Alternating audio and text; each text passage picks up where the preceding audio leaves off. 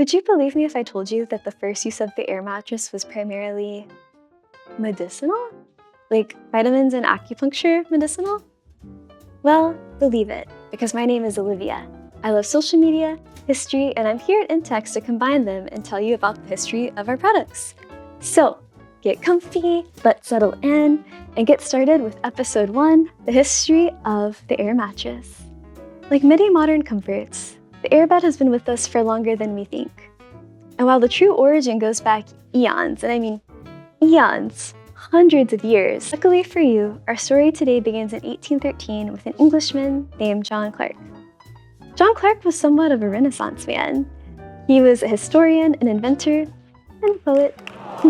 Anyway, one of his greatest inventions was patenting airtight pillows, cushions, and beds. Clark made these using non-vulcanized rubber, so all folks had to do was simply fill it with air and they had a piece of furniture. Specifically, a bed, pillow, or cushion. And for that time, that was a significant advancement. But of course, the year is still 1813, so we know our story doesn't end here. Enter another man, although I promise not another John, although there is one more. This is Dr. Neil Arnott, a Scottish physician. He invented something he called the hydrostatic bed. So hydrostatic. What does hydrostatic mean?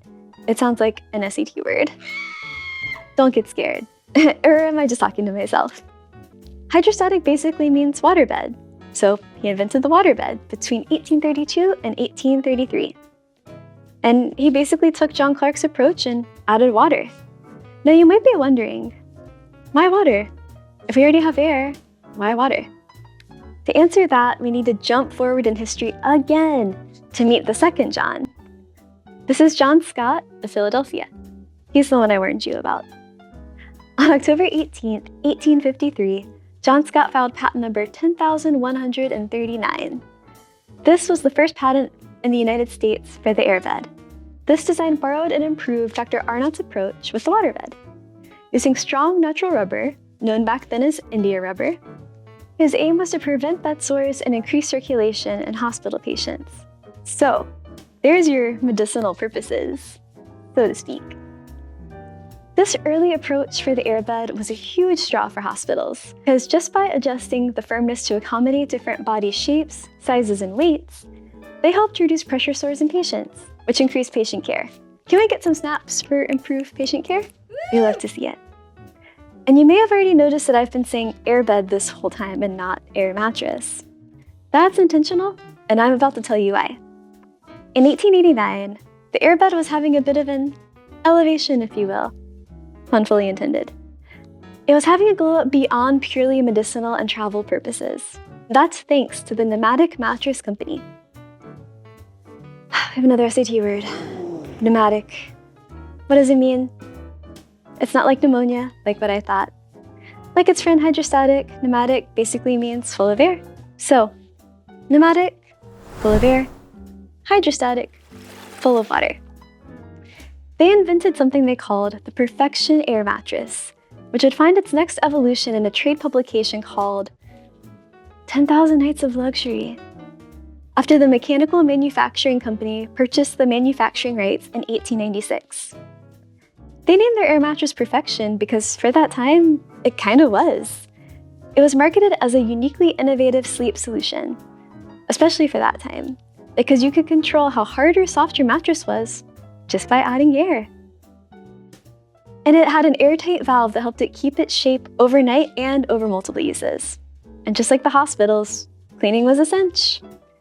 And if you needed more space, no worries. You could just deflate it and store it away. Indeed, the Perfection was pretty close to how we still use air mattresses today. It came in a variety of sizes and it provided a great night's sleep to many. And for the most part, after that, the construction of the airbed stayed pretty similar. That is, until 1948, when the patent for the insulated air mattress was filed by a gentleman named Harry W. Brailsford. Again, not another John. I told you there are only two. And while this design was closer to what we would now call a camping mat, it was his use of PVC that later became widespread in the industry, including air mattresses like this, the one I'm sitting on right now. Although I would be remiss if I didn't tell you that we also have a line of TPU air mattresses made from a newer material.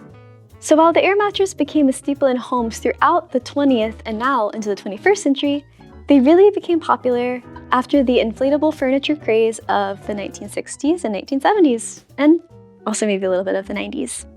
The next big innovation for the air mattress came in 1981 after the advent of the built-in pump, and that, my friends, is the history of the air mattress.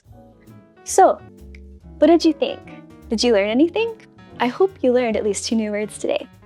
But we want to know, is there anything you want to see on our YouTube channel or anything you want to hear from Intex? Let us know in the comments.